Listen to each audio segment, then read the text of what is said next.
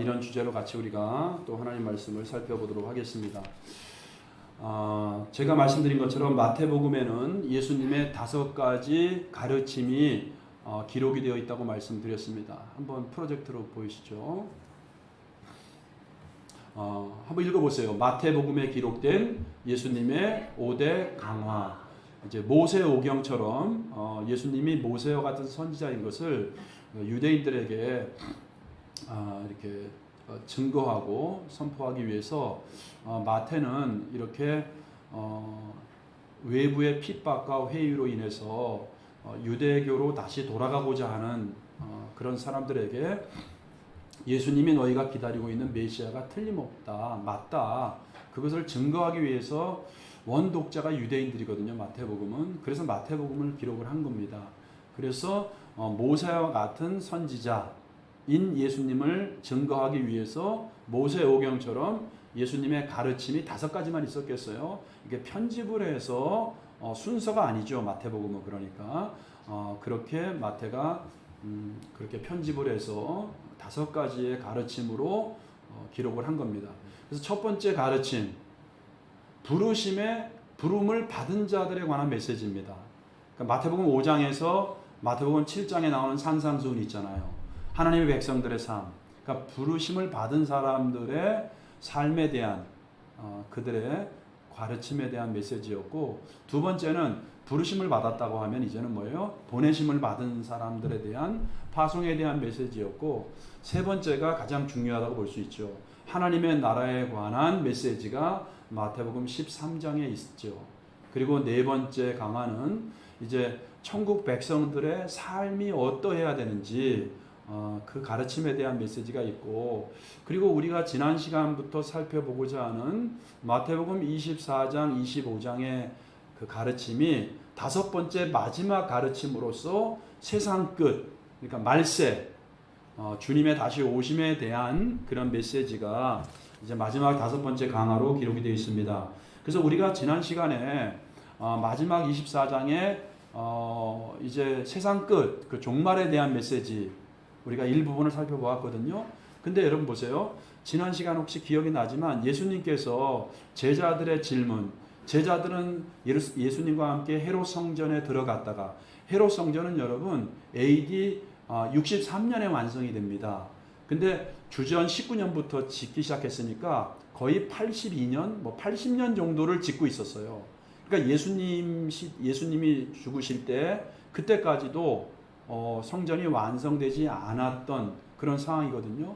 그러니까 헤롯은 사실 이제는 에돔 족속이잖아요. 에돔 족속인데 유대인들을 통치하기 위해서 유대인들의 관심을 사고 유대인들의 마음을 얻기 위해서 헤롯은 대단한 건축광이었고 아주 굉장한 건축가였다고 합니다.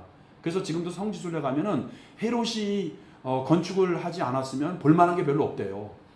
그만큼 여러분 헤롯은 헤롯 성전뿐만 아니고 그 이스라엘 그쪽에 굉장히 아주 웅장하고 화려하고 장엄한 그런 건축물들을 많이 졌습니다. 원형극장도 그렇고.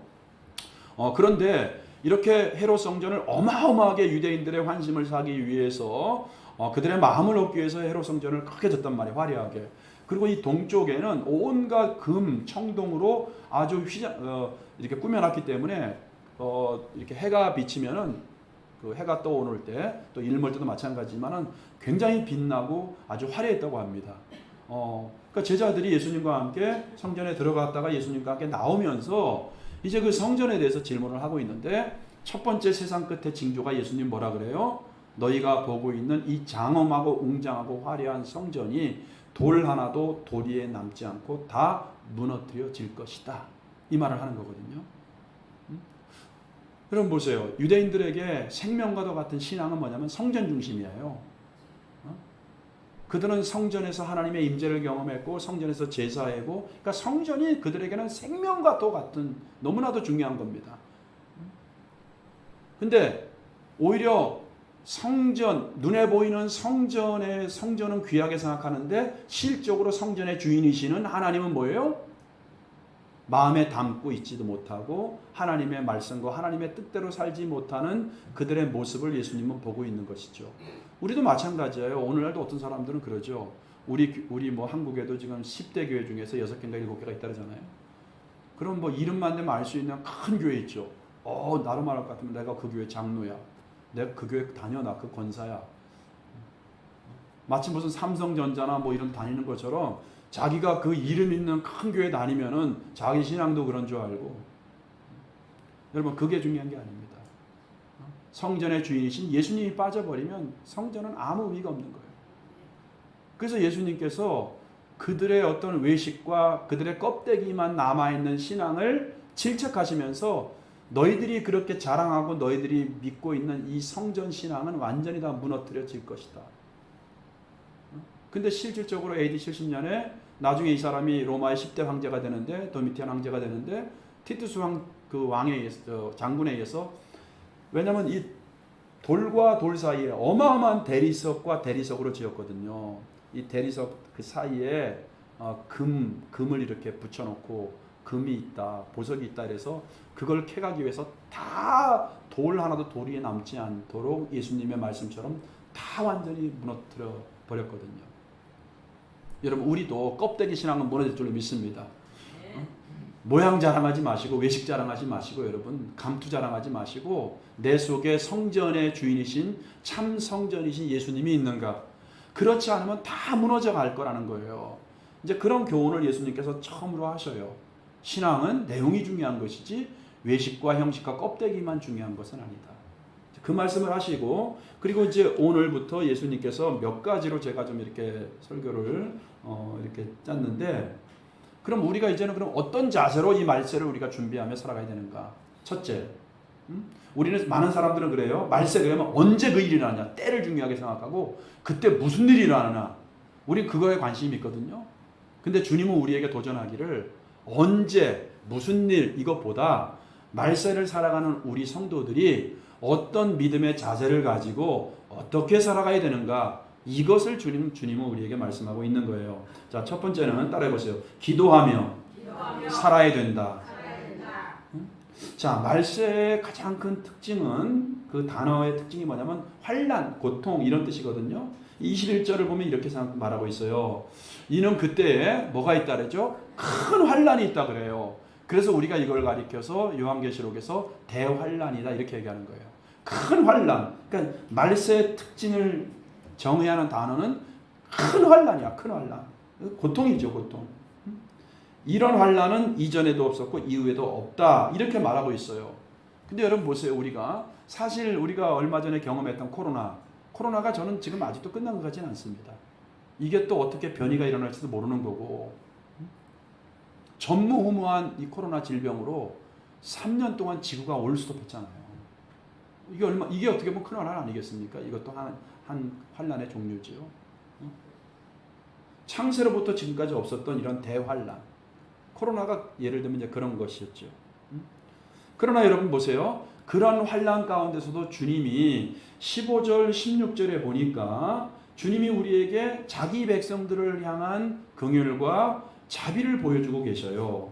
자, 그러므로 너희가 선지자 다니엘이 말한 바 멸망에 가증한 것이 거룩한 곳에 선 것을 보거든 읽는 자는 깨달을진저 그때 유대에 있는 자들은 산으로 도망할지어다. 해결책을 주시는 거예요. 마치 너희가 감당하지 못할 시험 당함을 주님께서 허락치 아니하시고 뭘 준다 그랬죠? 피할 길을 주신다고 하잖아요. 똑같은 환난이 아닙니다, 여러분. 우리 성도들에게는 하나님이 우리의 인생과 삶 속에 섭리하시고 역사하셔서 하나님이 피할 길을 주신다는 겁니다. 그렇기 때문에 우리가 기도하라는 것이에요. 산으로 도망할지어다 그래요. 실질적으로 여러분 보세요. AD 70년 그 경에 성전에 지성소입니다. 하나님의 임재와 영광이 충만해야 될 그 지성전에 제우스 상이 있죠. 제우스 신전을 갖다가 거기다가 만들어 우상을 거기다 설치하고요. 그리고 심지어는 뭐예요? 돼지피 있잖아요. 돼지 머리도 갖다 놓고 돼지피를 뿌렸어요. 자, 그러면 예수님의 이 말씀을 귀담아 들었던 사람들, 아까 우리가 읽은 것처럼 뭐라 그러죠? 다니엘이 말한 바 예수님이 주신 말씀이잖아. 경고로. 멸망에 가증한 것이 거룩한 곳에 섰어요, 안 섰어요? 섰지요. 그러면 읽는 자는 깨달을진저 해결책을 줬습니까? 안 줬습니까? 유대에 있는 자들은 어디로 피하라? 산으로 도망할지어다. 그때 실질적으로 많은 사람들이 그 징조를 보고 진짜 사막으로 피하고 산으로 피해서 많은 사람들이 살아났다는 요세푸스의 기록이 있습니다. 그러나 그 말씀을 깨닫지 못하고 거기에 있던 사람들은 자기의 자녀들이 그 당시에 정복자들은 왜 그렇게 끔찍하게 아이들을 죽였는지 모르겠어요. 아이들을 개구리 마침 잡아서 땅바닥에 내던지듯이 아이들을 잡아서 그 바위에다가 머리통을 깨서 죽이고요. 임신한 여자들 배를 가르고요. 잔혹하게 살해했습니다. 그 자기의 남자들이 보는 앞에서 다 그렇게 죽이고 남자들 더 비참하게 죽였죠. 그러한 큰 환난 가운데서도 예수님께서 이미 주신 말씀을 귀담아 듣고 깨닫고 있던 사람들은 실적으로 그 화를 면했다는 걸 볼 수가 있어요. 자, 그러면서 20절에도 보세요. 주님이 또 이렇게 말씀하고 있습니다. 20절 시작. 너희가 도망하는 일이 겨울에나 안식일이 되지 않도록 기도하라. 그러니까 너희들이 그 대환난의 때, 고통의 때에 하나님이 너희 인생에 섭리하시고 개입하셔서 너희들이 그 환난은 있지만 그 환난 가운데서 그래도 큰 환난과 고통을 너희들이 좀 덜어낼 수 있는 그 환난 속에서 너희들이 피할 수 있도록 뭐 하라는 거예요? 기도하라는 겁니다. 뭐 그냥 상식적으로 생각해 보세요, 여러분들. 겨울에 환난을 당해요. 더 힘들겠죠, 여러분들. 응? 이 춥고 오늘도 갑자기 추워지니까 막 난리가 났잖아요. 그 저는 이제 평일날은 좀 춥고 주일만 안 추웠으면 좋겠어요. 사모님하고도. 주일날 추우면 어제부터 밤에 늦게까지 와서 물 틀어놓고 다 틀어놓고 점검하고 뭐 틀어놓고 난리가 나요. 석유 사다가 또 넣어놓고 뭐 이것도 다 지금 이거 해놓은 거잖아요. 이렇게. 정신이 없어. 그냥 주일만 안 추웠으면 좋겠어. 추워서 혹시 성도들이 못 오면 어떡하나. 또 어르신들이 와서 좀 힘들면 어떡하나. 그러니까 우리가 환난을 당하더라도 어떤 환경이 겹쳐서 재앙을 내리지 못하도록 그런 의미에서 겨울을 얘기한 거고, 여러분 안식일 같은 경우, 왜냐하면 유대인들은 안식일 날 아무 일도 안 하잖아요. 엘리베이터도 그 전날 미리 세팅을 해놓잖아요. 철두철미하잖아. 예수님께서 그들을 아시니까. 지금도 여러분 아랍이나 뭐랄까요? 이슬람 세력이 이스라엘 공격할 때 언제 주로 공격해요? 안식일 날. 그러니까 예수님은 그 환경 속에서도 너희들이 환난을 피할 수 있도록 기도하라는 거예요. 하나님의 섭리가 너희들을 지킬 수 있도록 기도하라는 것을 여러분 귀담아 들을 수 있길 바랍니다. 그래서 우리가 기도하라는 이 말씀을 우리가 귀담아 들어야 됩니다. 여러분 우리가 지금도 마찬가지잖아요. 우리 말세를 살고 있잖아요. 하나님 하루하루 내 삶 속에서 하나님의 인도하심을 구합니다. 울타리가 되어주시고 하나님이 보호자가 되어주셔서 내 삶을 안전하게 지켜주십시오. 내가 필요한 것 하나님께서 공급해 주십시오. 내가 만나는 사람, 내가 만나게 되는 여러 환경 속에서도 하나님의 특별하신 은총과 보호를 하나님 구합니다. 여러분 이렇게 기도하시기 바랍니다. 또 우리의 믿음이 흔들리지 않도록, 내가 세상에 영향을 받지 않도록, 세상에 영향을 줄 수 있도록. 그러니까 우리가 여러분 나의 믿음을 위해서도 또 내가 이 고통 속에서 헤쳐나갈 수 있는 그런 내적인 근육을 달라고, 믿음의 근육을 달라고, 그리고 이 고난 뒤에 반드시 하나님이 예비해 놓은 놀라운 축복을 내가 느낄 수 있도록, 경험할 수 있도록 하나님 역사해 달라고 우리가 기도해야 될 줄로 믿습니다. 여러분 기도하시기 바랍니다. 힘들고 어려울 때마다 여러분 기도하시기 바랍니다. 특별히 여러분 우리가 17절 18절 한번 보시면 우리가 이런 것도 기도해야 돼요. 시작. 지붕 위에 있는 자는 집 안에 있는 물건을 가지러 내려가지 말며, 또 밭에 있는 자는 겉옷을 가지러 뒤로 돌이키지 말지어다. 지금 여러분 무엇이 우선순위인지를 몰라요. 이 환난의 때, 내 고통의 때에, 내 생명까지도 지금 잃어버릴 수 있는 위기 속에서도 마치 롯의처를 생각해 보세요. 지금 소돔과 고모라가 이제 하나님의 심판으로, 유황불로 완전히 불심판으로 받는다는 하나님의 메시지를 농담으로 알고, 그 사위들은 농담으로 알고 아예 동참도 안 했죠. 그리고 롯의 부인도 롯의 간청에 의해서 피하는 길에 아직까지도 뭐예요? 세상 것을 놓지 못하고 세상에 너무 깊이 뿌리를 내리고 뒤를 돌아다봄으로 인해서 소금구름이 되었다고 성경은 경고하고 있지 않습니까? 그러니까 주님이 그 말을 하는 거예요. 지금 환난의 때인데 집안에 있는 자 물건을 가지러 내려가지 말고 밭에 있는 자는 겉옷을 가지러 뒤로 돌이키지 말지어다. 세상에 뿌리를 내릴 때가 아니라는 것이죠. 우리도 여러분 깨어 있어야 될 줄로 믿습니다. 우리가 열심히 성실하게 우리가 돈을 벌고 열심히 살아야 됩니다. 그러나 그것보다 더 중요한 것은 우리가 이 시대를 분별하고 하나님의 말씀을 분별해서 하나님의 말씀대로 우리가 살아가는 지혜, 이것을 주님은 위에서 기도하라 이렇게 말씀하고 있는 거예요. 자, 두 번째 말세를 살아가고 있는 우리에게 주님은 기대하며 살아가라고 얘기해요. 따라해보세요. 기대하며 살아가라. 자, 많은 사람들은 여러분 말세가 되면 지금 예수님께서 특별히 29절에서 31절에 있는 말씀은 너무나 두려운 말씀입니다. 그날 환난 후에 즉시 해가 어두워지며 달이 빛을 내지 아니하며 별들이 하늘에서 떨어지며 하늘의 권능들이 흔들리리라. 그리고 30절에도 마찬가지죠. 그때 인자의 징조가 하늘에서 보이겠고 그때 땅의 모든 족속이 통곡하며 그들이 인자가 구름을 타고 능력과 큰 영광으로 오는 것을 보리라. 하나님은 여러분 마지막에 재림줄로 심판줄로 오시는데 그때 징조가 천재지변이 일어납니다. 그 많은 사람들은 지금 뭐 전염병이나 뭐 핵폭발이나 행성 충돌이나 여러 가지 어떤 그런 두려움의 징조들을 얘기하고 있습니다. 그러니까 우리는 여러분 말세가 되면 우리 성도들도 너무나 두려워해요. 그러나 주님은 우리에게 두려워하지 말고 주님의 다시 오심은 우리를 뭐예요? 심판하기 위해서 오시는 게 아니고 주님의 신부들과 혼인잔치하기 위해서 우리를 구원하기 위해서 오시는 거예요.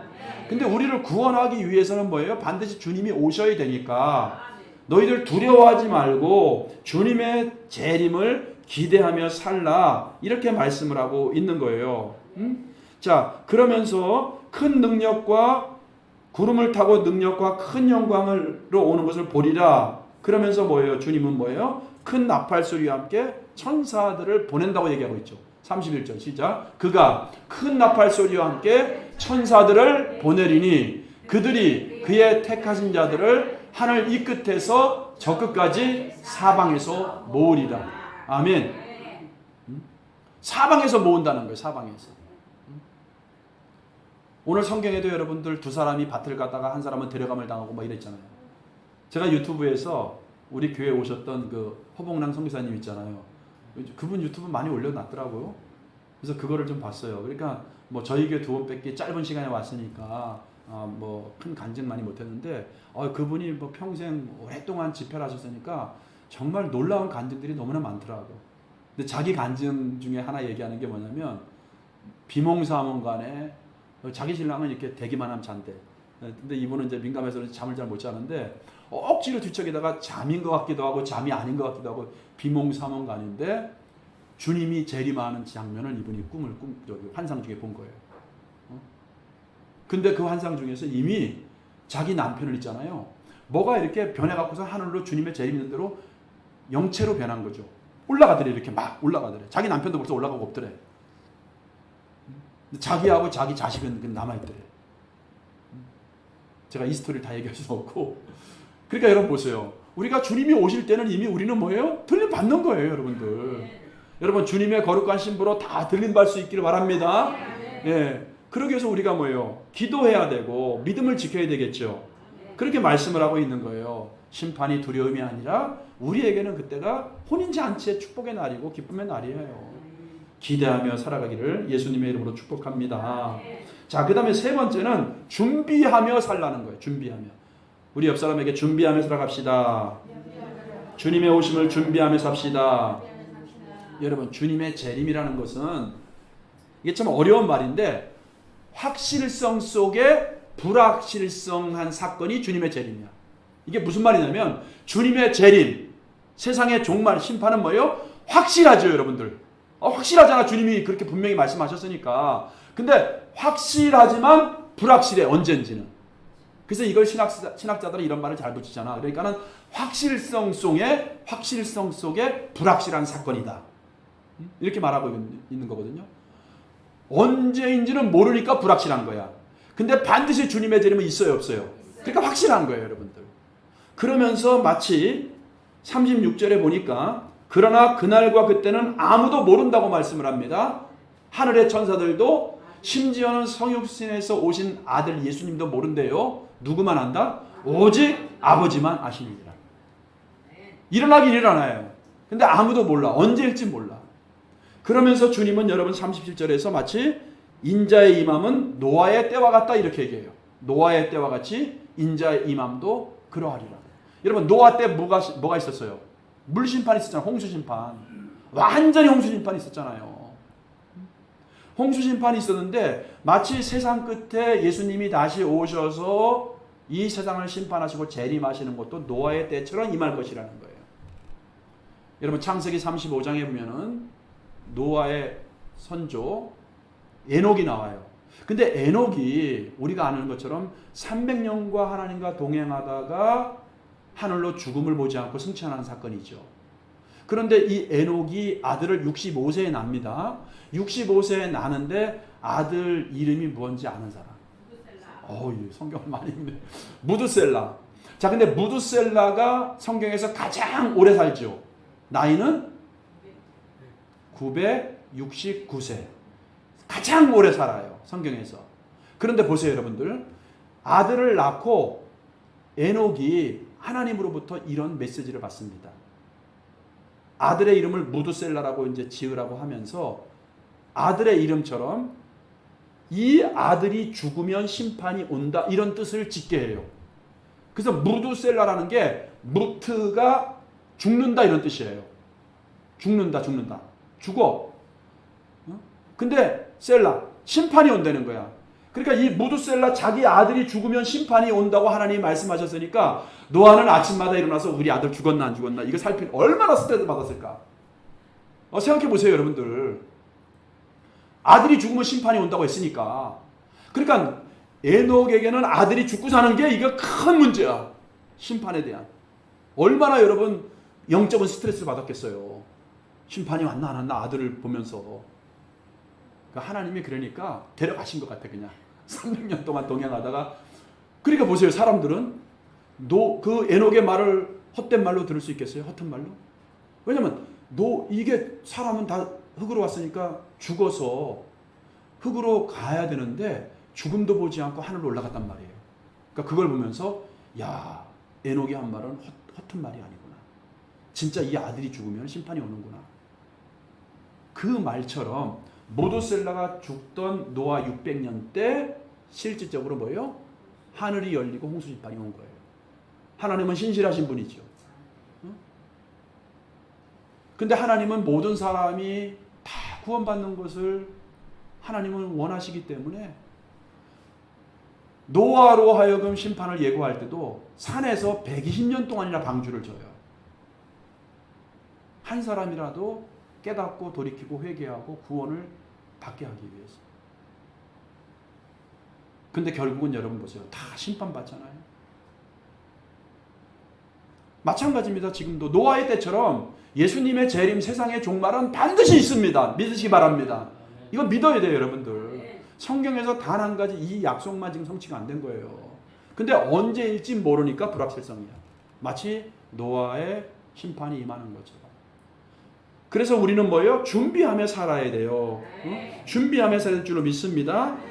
생각지 않은 때 44절에 보세요. 44절에 한번 44절 시작. 이러므로 너희도 준비하고 있으라. 생각하지 않은 때에 인자가 오리라. 우리는 생각하지 않아요. 세상에 취해서 세상의 쾌락과 명예와 돈과 세상에 취해서 잠을 자고 있습니다. 여러분 우리의 신앙이 지금 깨어나야 될 줄로 믿습니다. 주님을 만나 준비하면서 나의 성을 쌓는 자가 아니고 주님의 기쁨이 돼서 이제 살아가야 될 그러한 마음의 자세를 가지고 거룩한 신부의 예복을 입고 우리가 이제는 그렇게 말씀에 순종하며 우리가 살아가야 될 줄로 믿습니다. 여러분 다시 한번 여러분 준비하며 살아가는 성도가 되시길 바랍니다. 자, 그리고 설교 마지막 한 가지만 더 얘기하겠습니다. 네 번째는 뭐냐면 준비하며 깨어서 신부답게 살되 마지막 한 가지를 더 말씀하고 있어요. 충성하며 살아가라. 따라해보세요. 충성하며 살아가라. 자, 45절에 보면 주님은 이런 말씀을 하셔요. 45절 자, 45절 한번 보세요. 시작. 충성되고 지혜 있는 종이 되어 주인에게 그 집 사람들을 맡아 때를 따라 양식을 나눠줄 자가 누구냐? 충성이라는 단어를 말씀합니다.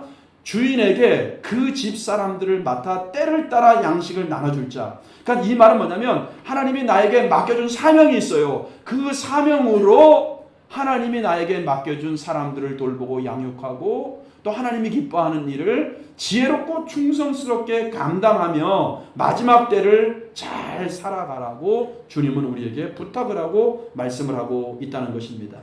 사랑하는 성도 여러분, 이단들의 특징이 뭐죠? 이제 말세니까 직장도 내려놓고 가정도 포기하고 그 이단들의 단체에 들어가서 함께 살면서 모든 것 다 세상 것 내려놓고, 그러나 그것이 아니고 주님은 뭐라 그래요? 깨어서 준비하되 나와 저와 여러분들에게 맡겨진 사명을 지혜롭고 충성되게 감당하면서 주님을 맞이하는 자가 복된 자다.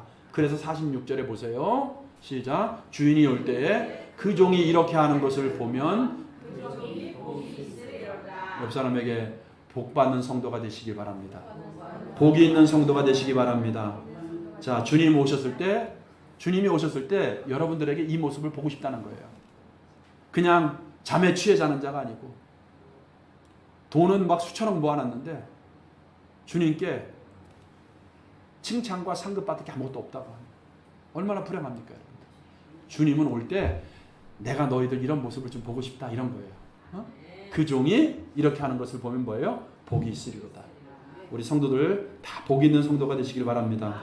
자, 오늘 말세를 살아가는 성도의 삶의 특징, 기도하면서 또 기대하면서 또 준비하면서 충성하면서 우리는 이 말세를 살아가야 된다. 여러분 말세 기도로 깨어있길 바라고 또 사명을 잘 감당하셔서 주님을 맞이하는 거룩한 신부들 다 되시길 바랍니다. 우리 같이 이 찬양 한번 부르시죠. 주님 다시 오실 때까지 이 찬양 부르시고 기도하고 예배